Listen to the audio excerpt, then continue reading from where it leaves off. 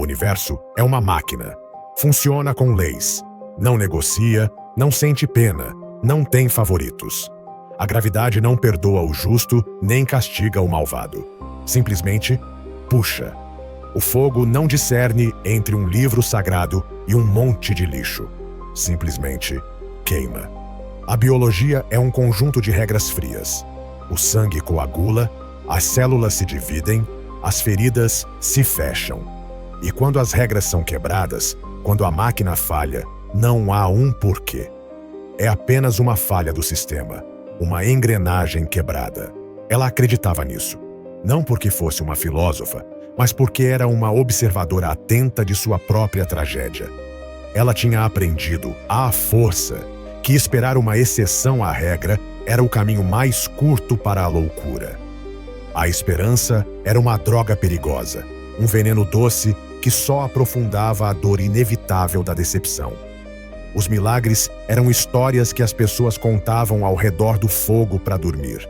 Contos para suavizar as bordas afiadas de uma realidade que, no fundo, é brutalmente indiferente. Sua fé não estava no invisível, estava no tangível, na certeza do amanhecer, no peso de uma moeda e na constância absoluta de sua própria dor. Ela tinha um nome. Alguma vez o teve. Um nome que seu pai lhe deu. Um nome que seu marido sussurrou. Mas esse nome tinha se perdido, apagado pelos anos. Primeiro foi um sussurro, depois uma etiqueta e, finalmente, uma sentença. Ninguém mais usava seu nome. Agora, ela era simplesmente a mulher do fluxo. Sua identidade era sua doença. A máquina tinha levado seu nome primeiro e depois estava levando sua vida. Seu ceticismo não era uma escolha. Era uma cicatriz. Uma cicatriz que se formou, camada por camada, durante 12 longos anos. 12 anos. 4.380 dias. Sua vida era medida por esse número. 12 anos de uma hemorragia que não parava. 12 anos de sentir como sua própria vida a abandonava, gota a gota, em um fluxo constante, humilhante e implacável. Seu problema não era apenas a dor, embora a dor fosse uma companheira constante, um ruído surdo e quente sob toda a sua vida. Seu problema era a fraqueza. A anemia crônica que tornava o mundo pálido e distante, que fazia subir um único degrau uma tarefa de Sísifo. Era o sabor metálico do ferro em sua boca todas as manhãs. Um lembrete perpétuo do que ela estava perdendo. Era o frio em seus ossos, um frio interno que nenhuma manta no inverno podia curar. Seu problema era a vergonha, o cheiro, a necessidade constante de lavar, de ferver, de esconder os tecidos manchados, o medo de sentar, de caminhar, de deixar um rastro, o medo de que alguém notasse a palidez de sua pele, o tom azulado de seus lábios. Era uma vida vivida nas sombras, calculando cada movimento, cada visita ao poço, cada viagem ao mercado, para fazê-lo nas horas em que ninguém pudesse vê-la. Mas a máquina do universo não se conformava com um único tormento. A lei biológica trazia consigo uma lei social, uma lei religiosa, tão implacável quanto a gravidade. Em sua cultura, sua condição a tornava impura. Tamé. Uma palavra que a apagava da sociedade. Ser impura significava que ela não podia abraçar seus filhos, se ainda os tinha. Como uma mãe poderia não tocar seu filho? Como poderia vê-lo chorar e não poder acalmá-lo, por medo de que seu próprio toque o contaminasse aos olhos de Deus? Se seu marido não a havia abandonado, seu casamento era uma farsa. Um abismo de 6 pés os separava o tempo todo. Ela dormia em um tapete separado. Comia de um prato separado. Era uma ilha de contaminação dentro de sua própria casa. E fora de sua casa, ela era um fantasma. Se ia ao mercado, as pessoas se afastavam. As túnicas se levantavam para não tocar na dela. Se ela se sentasse em um banco, esse banco se tornava impuro até a tarde. Se bebesse de uma vasilha, essa vasilha devia ser quebrada. Era uma leprosa sem as feridas, uma morta-viva. As pessoas não a olhavam com ódio. Olhavam-na com algo pior, com medo. O medo da contaminação ritual. E o pior de tudo, ela não podia entrar no templo. Não podia ir à casa de Deus.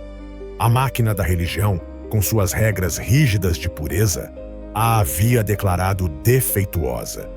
O Deus de quem os sacerdotes falavam em suas túnicas brancas a havia colocado numa lista de exclusão. Seu sofrimento não era apenas físico e social. Era um exílio espiritual total. O sistema dizia-lhe que o Deus que criara seu corpo agora estava enojado com ela. No começo, no primeiro ano, ela não era uma cética. No começo, ela tinha esperança. Acreditava no sistema. Acreditava nas regras da medicina. O texto que conta sua história é frio e brutal em seu resumo. Ela tinha sofrido muito nas mãos de muitos médicos e tinha gastado tudo o que tinha com eles. Vamos imaginar essa odisseia. 12 anos procurando uma cura. O primeiro médico no primeiro ano foi um homem sábio e local, com um jardim cheio de ervas secas. Ele a ouviu com gentileza, assentiu com gravidade e preparou uma infusão amarga de casca e folhas. Beba isto 3 vezes ao dia, disse-lhe. Custou-lhe o dinheiro de 1 mês, e o sangue continuou a fluir. O segundo, no terceiro ano, foi um sacerdote médico numa cidade próxima. Ele diagnosticou que o problema dela não era do corpo, mas do espírito. Era um pecado oculto, uma punição. Prescreveu uma série de banhos rituais, jejuns caros e sacrifícios de pombas no templo, que ela nem sequer podia entrar. Então, teve que pagar a ele para que fizesse isso. Ela fez tudo. Mergulhou. Jejuou até que sua fraqueza quase a fez desmaiar. Gastou o dinheiro de seu dote, e o sangue continuou a fluir. O terceiro, no 7º ano, era um especialista de Alexandria, um homem da ciência grega, trazido com grande custo. Ele zombava das ervas e dos rituais. Seu problema, dizia, era um desequilíbrio dos humores. Sua abordagem era científica e brutal. Ele o submeteu a cauterizações.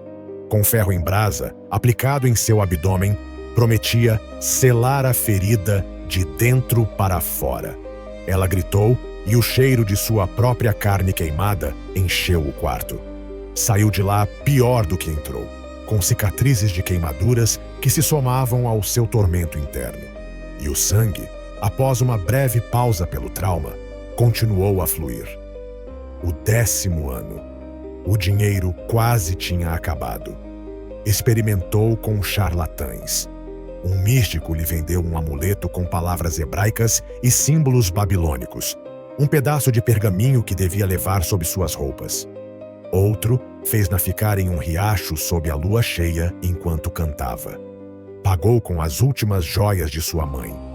E o sangue continuou a fluir. 12 anos. Ela tinha vendido suas joias, depois seu dote, depois os móveis de sua casa, depois a própria casa. 12 anos de especialistas, de homens de ciência, de sacerdotes, de charlatães e de místicos. 12 anos de entregar seu dinheiro, sua esperança e sua dignidade a uma máquina de cura que só a havia triturado. E o texto conclui com uma autópsia clínica. E por nenhum deles tinha podido ser curada. Antes, ela piorava. Pior. Cada tentativa de consertar a máquina, ela a destruía mais. Seu ceticismo, portanto, era o único resultado lógico de sua vida. Era uma conclusão baseada em 12 anos de evidência empírica. Ela não acreditava em milagres. Não acreditava na medicina. Não acreditava na religião. E, acima de tudo, não acreditava na esperança. Ela aceitara a fria verdade. O universo estava quebrado para ela e morreria sozinha, em sua prisão de carne impura. Até que um dia, um rumor atravessou o muro de sua apatia. Um rumor que no começo ela descartou, como havia descartado tantos outros. Eles falavam de um homem, um carpinteiro de Nazaré, um pregador itinerante sem licença, sem túnicas de sacerdote, sem diploma de médico. Diziam coisas impossíveis sobre ele, que a água se transformava em vinho. Ela descartou um truque de casamento, uma ilusão para a multidão exaltada. Diziam que curava leprosos. Ela descartou diagnósticos errados, doenças de pele confundidas com a verdadeira praga. As pessoas exageravam. Diziam que fazia os cegos verem. Ela descartou histeria de massa, homens que nunca estiveram realmente cegos. Ela sabia como o mundo funcionava. Os médicos, com todo o seu conhecimento, não podiam parar seu sangue. Um carpinteiro sem educação não iria reescrever as leis da biologia. Era cruel, pensou, dar às pessoas uma esperança tão falsa. Era outro charlatão, só que um mais carismático. Mas o boato não parou. E tinha uma nuance diferente, uma nuance que a inquietava. Este homem não apenas curava, quebrava as regras. Quebrava as mesmas regras que o haviam exilado. O boato dizia que tocava nos leprosos que curava. Uma loucura, um crime religioso. Tocar em um leproso tornava alguém impuro. Que tipo de homem santo se contaminaria voluntariamente? O boato dizia que jantava com os arrecadadores de impostos e as prostitutas, que desafiava os sacerdotes do templo, os mesmos homens que a haviam declarado impura. Este homem, ao que parece, não tinha medo da impureza. E então, o boato se tornou uma realidade. O homem, Jesus, vinha para sua cidade. Estava a caminho da casa de um líder da sinagoga, um homem importante chamado Jairo, para curar sua filha moribunda. Algo nela, uma brasa diminuta que eu tinha acreditado extinta por uma década, piscou. Não era fé, não era esperança, não como as pessoas entendiam. Era algo muito mais primitivo. Era a lógica do jogador que não tem mais nada a perder. Era o pensamento final de uma alma se afogando. Gastei tudo com médicos que pioraram minha condição. Perdi meu dinheiro, minha casa, meu nome e meu futuro. Não me resta mais nada. O que mais posso perder? Minha dignidade? Já não a tenho mais. Minha vida? Estou perdendo de qualquer jeito. Não foi um ato de fé. Foi seu último ato de desespero. No dia em que ele chegou, a cidade estava em caos. Uma multidão imensa o cercava. O texto diz que o oprimiam. Não era uma procissão ordenada. Era uma massa compacta de corpos suados, gritando, empurrando, pessoas desesperadas, pessoas doentes, pessoas curiosas, todas tentando tocá-lo, fazer uma pergunta, obter algo dele. Ela viu isso do beco onde morava, e seu plano, se é que tinha algum, evaporou-se. Estava demasiado fraca para lutar contra aquela multidão, e estava demasiado envergonhada para gritar. O que diria? Com licença, estou impura. Deixe-me passar para que o rabino me cure. Seria apedrejada. Sua mera presença ali, tocando acidentalmente outros na multidão, era um crime contra a lei. Cada pessoa que tocava a tornava impura a ela e a ele. Era um ato de uma imprudência egoísta e absoluta.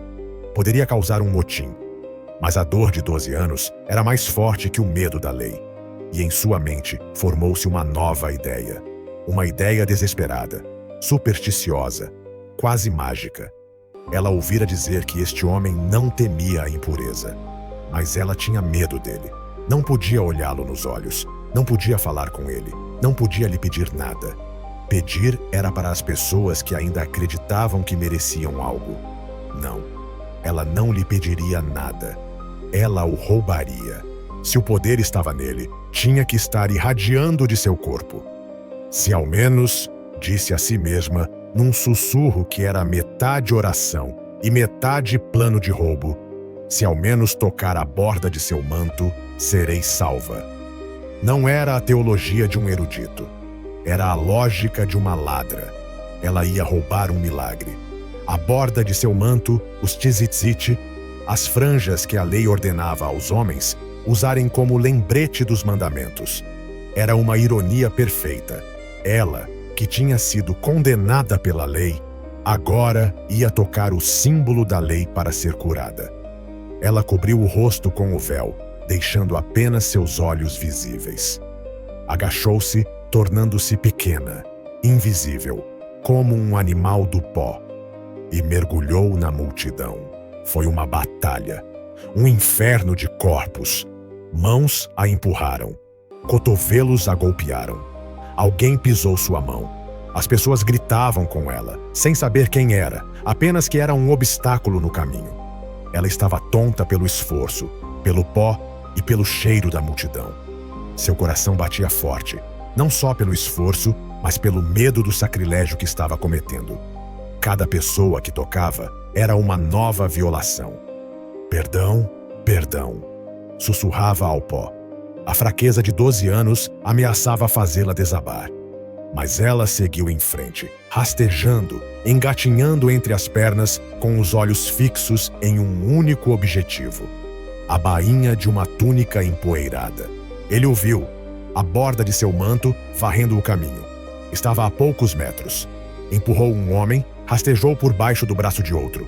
A multidão se movia, e ele com ela. Por um momento, ele a perdeu. O pânico a invadiu. Não, não, não! E então, a multidão parou por um instante.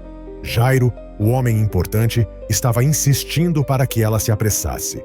Era agora ou nunca. Esticou a mão. Seus dedos, tremendo por causa da doença, fraqueza e medo, fecharam-se sobre o pó. Falhou. Esticou novamente. E desta vez, as pontas dos dedos roçaram o tecido áspero. Foi quase um toque. Um toque das pontas dos dedos contra um fio solto na borda. E naquele instante, a máquina do universo parou. Não foi um trovão. Não foi uma luz cegante. Foi uma sensação. Primeiro um golpe, como um raio silencioso, que entrou por seus dedos e subiu pelo seu braço. Não foi doloroso. Foi eletrizante. Como se ela tivesse sido conectada à fonte da própria vida. E então, um calor. Um calor profundo que se espalhou por seu abdômen. Um calor que ela não sentia há 12 anos. Um calor que substituiu o frio eterno de sua doença. E então, o milagre. A sensação que tinha definido sua vida adulta, o fluxo constante, o gotejar de sua própria morte. Parou. Não foi uma desaceleração. Não foi uma melhora. Foi uma cessação. Como se uma mão invisível tivesse fechado uma torneira dentro dela. Instantaneamente, o fluxo secou. A dor surda com a qual tinha vivido durante 4.380 dias desapareceu. E no seu lugar, uma onda de força, de pura vida, subiu por suas pernas. A tontura passou. O mundo, que sempre fora pálido e borrado, de repente tornou-se nítido. Ela viu as cores das túnicas das pessoas. Viu o suor no pescoço do homem à sua frente. Sentiu a força em seus próprios joelhos. Estava de pé, firme. Estava curada. A cética foi refutada por sua própria biologia. A realidade tinha mudado. O milagre era um fato. Sua primeira emoção não foi gratidão. Foi medo. O medo da ladra que conseguiu o roubo. Ela tinha conseguido. Funcionou. Agora ela tinha que fugir. Tinha que desaparecer na multidão antes que alguém percebesse, antes que o poder fosse revertido, antes que a descobrissem. Começou a recuar, a se misturar com a massa, seu segredo ardendo por dentro. Estava segura. Estava curada. Estava livre. Mas a máquina do universo, que ela acabara de ver quebrada, tinha um mestre. E ele tinha sentido o roubo. Jesus parou. No meio da multidão que o oprimia, parou de repente. A maré humana se aglomerou ao seu redor. Ele virou-se e não falou com suavidade. Sua voz cortou o barulho da multidão. Quem me tocou? O coração da mulher parou. Seu sangue gelou, mas desta vez, por medo, não por doença. Seus discípulos, práticos, céticos eles mesmos, riram. Pedro, sempre o primeiro a falar, disse: Mestre, a multidão te aperta e te oprime de todos os lados. E você pergunta: quem me tocou? Era uma pergunta absurda. Todos estavam tocando nele. Mas Jesus negou com a cabeça. Seu olhar percorreu a multidão, acima das cabeças, procurando alguém. Um olhar que parecia atravessar a carne. Não, disse, sua voz agora mais baixa, mas mais intensa. Alguém me tocou, porque eu senti que virtude, que poder, saiu de mim. Ele sabia. O universo não só tinha se quebrado, alguém tinha extraído energia de seu núcleo. E ele estava procurando pelo ladrão. A mulher soube que não podia se esconder. Seu olhar encontrou o dele. E em seus olhos não viu a ira de um homem contaminado. Não viu o nojo de um sacerdote. Ela viu conhecimento. Ele sabia. O medo que sentiu então foi pior do que qualquer coisa que já tivesse sentido antes. Ela tinha sido descoberta. Cometeu um crime religioso. Tornou impuro um rabino santo publicamente. Profanou um homem de Deus. A multidão, que um momento antes a ignorava, agora ficava em silêncio, sentindo o drama. As pessoas começaram a recuar, formando um círculo vazio ao redor dela e do rabino. Que castigo ela merecia? A vergonha pública? Ser apedrejada por sua arrogância? Seu milagre iria lhe custar a vida. Sabiendo lo que en ella se había hecho, dice el texto, temiendo y temblando, salió de entre la multitud. Cayó de rodillas en el polvo frente a él, exponiéndose a sí misma ante todos. Y allí, en medio de la calle, le contó toda la verdad. Lo contó todo. Los 12 años, la pérdida de su nombre, la desesperación, los médicos que le habían quitado todo su dinero y la habían empeorado, el escepticismo, la burla de la religión, el plan de robar la curación, el toque y el milagro instantáneo. La multitud escuchaba, sin aliento. La escéptica, la impura, la fantasma, estaba confesando el milagro. Cuando terminó, hubo un silencio. Todos esperaban el juicio del rabí, la mujer impura que lo había contaminado. Jesús la miró, arrodillada en el polvo, y no retrocedió con asco. Se inclinó hacia ella. Y las palabras que dijo no fueron de juicio. Fueron palabras de creação. Hija, essa única palavra mudou tudo. Ele não a chamou de mulher, não a chamou de impura, não a chamou por um nome que ela já não sentia como seu. Ele a chamou de filha. Com essa palavra, ele a reivindicou de seu exílio, restaurou-a à família humana, declarou-a limpa perante a lei, perante a multidão e perante Deus. Filha, disse ele, sua fé a salvou. E essa foi a segunda comoção. Sua fé? Ela não tinha fé. Tinha desespero, tinha superstição, tinha a lógica de um jogador falido. Pensou que tinha roubado o milagre. Mas ele, o dono do poder, reetiquetou-o. Viu seu ato de puro desespero, sua vontade de rastejar pelo pó e quebrar todas as regras por uma última chance de 1 em 1 milhão. E ele o chamou de fé. Sua fé não era uma ideia correta em sua cabeça. Era o movimento desesperado de sua mão. Vá em paz, concluiu, e fique curada de seu açoite. Não acreditava em milagres. Estava certo. O universo é uma máquina que funciona com leis frias e previsíveis. Mas naquele dia, naquela estrada empoeirada, a cética aprendeu a verdade final. A máquina é real, sim, mas a máquina tem um criador. E às vezes, o criador se aproxima da máquina, coloca sua mão sobre uma engrenagem quebrada e com um toque, faz ela funcionar novamente. Ela não apenas recuperou sua saúde, recuperou seu nome, recuperou sua humanidade e recuperou seu lugar no mundo.